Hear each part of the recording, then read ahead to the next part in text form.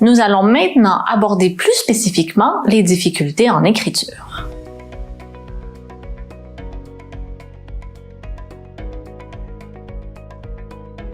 Pour pouvoir bien identifier les difficultés en écriture chez votre enfant, souvenez-vous des 6 aspects que nous avons présentés.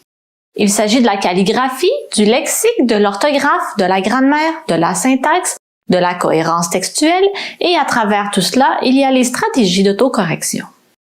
Je vais vous demander ici de prendre un texte que votre enfant a rédigé, ou bien demandez-lui de rédiger quelques phrases ou un petit paragraphe afin que vous puissiez analyser un peu plus en détail ces difficultés.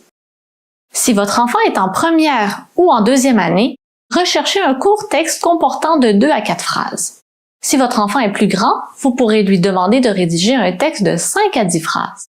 Ensuite, vous prendrez des marqueurs de différentes couleurs pour identifier les erreurs liées à chacun des 6 aspects. Mais avant de commencer avec un texte produit par votre enfant, nous vous référons au premier exercice proposé dans le document annexé à cet atelier. Vous pourrez vous exercer ainsi à identifier les erreurs selon les niveaux scolaires. Je vous explique. En analysant les difficultés de votre enfant, commencez par porter une attention particulière à la calligraphie. Est-ce que le geste graphique est imprécis? Est-ce que votre enfant écrit ses lettres du bas vers le haut? Est-ce qu'il mélange les lettres majuscules et minuscules dans une phrase? Est-ce qu'il a de la difficulté à respecter les trottoirs? Vous savez, ces petites lignes par lesquelles on apprend à écrire en première année? Son écriture a-t-elle une allure parfois brouillonne? Est-ce qu'il rature souvent au lieu d'effacer? Ou à l'inverse, est-ce qu'il efface souvent et avec difficulté en laissant des traces, ce qui accentue l'effet brouillon? Portez attention à tout cela. Pour le lexique, vous allez repérer tout d'abord le vocabulaire répété plusieurs fois. Il peut s'agir de noms, de verbes, de pronoms personnels, de conjonctions, de mots de relation. Vous repérerez ensuite les mélanges de registres de langue. C'est par exemple lorsque votre enfant utilise un vocabulaire plutôt familier pour s'exprimer à l'écrit. Ensuite, vous allez vérifier s'il y a une surutilisation de mots qu'on appelle passe-partout. Ce sont des mots imprécis qu'on utilise un peu à toutes les sauces. Par exemple, le verbe faire et le verbe être peuvent être souvent surutilisés. Il y a des mots aussi comme chose, truc. Vous allez aussi vérifier s'il y a une surutilisation du même modèle de phrase. Donc des phrases très simples qui montrent une pauvreté lexicale par rapport à ce que votre enfant est capable d'exprimer oralement.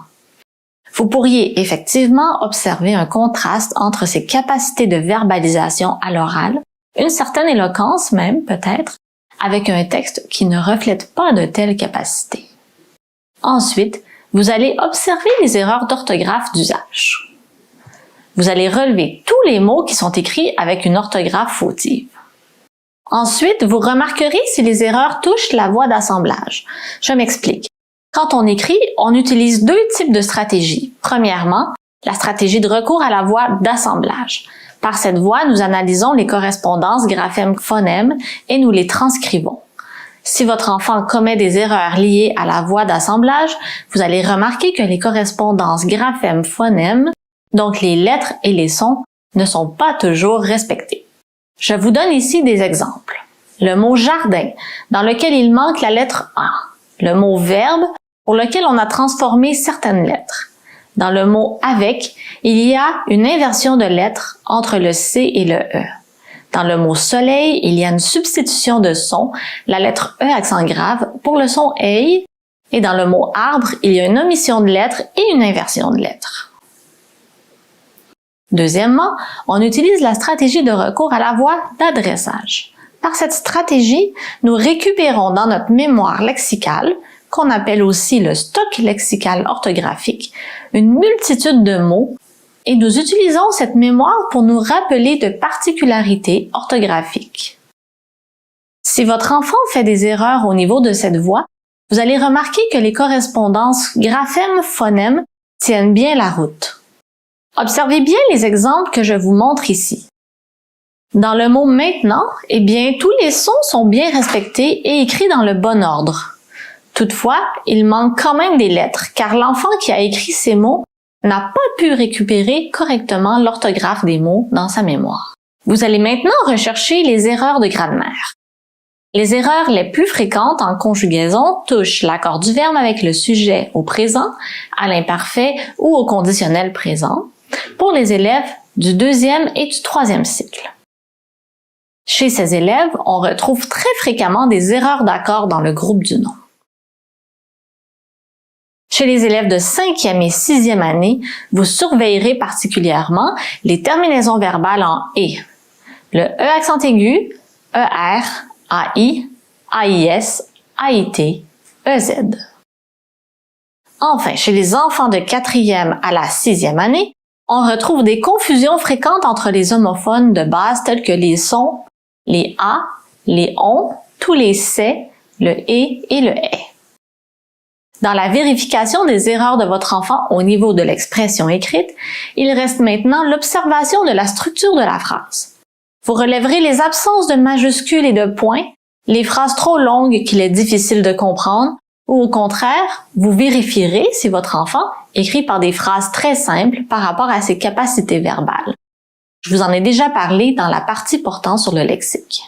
Enfin, il se peut aussi que votre enfant écrive par des phrases trop peu élaborées, ou bien qu'il manque des mots pour que la phrase soit complète. Si votre enfant est en 4e, 5e ou 6e année, portez attention à la cohérence textuelle. Trouvez-vous que les idées sont trop longuement expliquées, avec des détails inutiles, ou au contraire, trouvez-vous que les idées sont trop peu expliquées? Vérifiez aussi la cohérence ou la pertinence des idées.